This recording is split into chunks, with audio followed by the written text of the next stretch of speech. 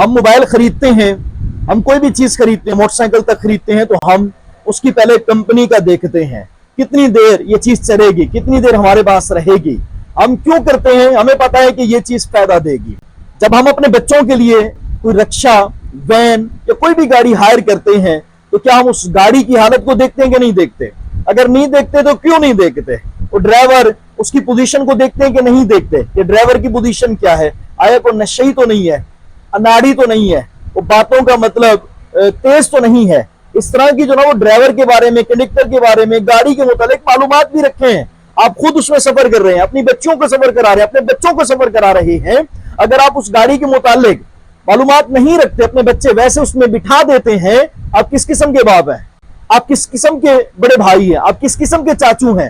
آپ کو نہیں پتا گاڑی کی حالت بالکل خراب ہے، چھک چھک کر رہی ہے، کھڈے کے اندر جائے تو دھڑام سے اندر سے آوازیں آتی ہے عجیب و غریب قسم کی، اس کے اندر بڑا سا ہیوی قسم کا سلنڈر رکھا ہوا ہے۔ مجھے بتائیں نقصان ہے کہ نہیں ہے؟ اپنے بچوں کو ایسے مطلب موت کے آلے کے اندر، موت کی گاڑی کے اندر آپ سفر کرا رہے ہیں، گاڑی کی حالت بتا رہی ہے اور چیخ چیخ کے بتا رہی ہے کہ میاں اپنے بچوں کو میرے اندر شامل نہ کرو، میں کسی بھی وقت ڈیمیج ہو سکتی ہوں۔ اور آج ہو گئے ہیں، ثانیہ احمد پور نہیں بلایا جائے گا، اسی روڈ پر چند کلومیٹر آگے پیچھے آج سے تقریباً 7-8 سال پہلے ٹینکر پیٹرول کا گرا تھا۔ اس کے اندر کیا ہوا تھا؟ لوگ پیٹرول لینے کے لیے بھاگے، اس کے بعد کسی نے تیری لگائی، کیسے آگ بڑھ گئی واللہ عالم، لیکن اس وقت بھی کتنی اموات ہوئی تھی۔ ہم نصیحت حاصل کرنے والے لوگ نہیں ہیں۔ آپ سب سے گزارش ہے کہ جیسے بھی آپ اپنے بچوں کے لیے گاڑی کا اہتمام کریں، رکشے کا اہتمام کریں، اس رکشے کی حالت کو دیکھیں، رعایت کے چکر میں مت پڑیں کہ 2000 کی جگہ پہ 1500 کر دو، 1500 کی جگہ پہ 1000 روپیہ کر لو، ہمارا بچہ ماہانہ آئے گا جائے گا، اسے بلکہ 200 آپ زیادہ دو، بابا گاڑی اپنی فٹ رکھو، اس چیز کے آپ پیسے زیادہ دو کہ بچوں کو تکلیف نہ ہو۔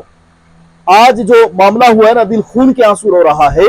ایک بچی آگ کی لپٹوں کے اندر فوت ہو گئی، باقی بچیاں شدید زخمی ہیں، جھلسی ہوئی ہیں، احمد پور ہسپتال کے اندر ہے، کچھ کو بہاولپور ریفر کر دیا گیا ہے۔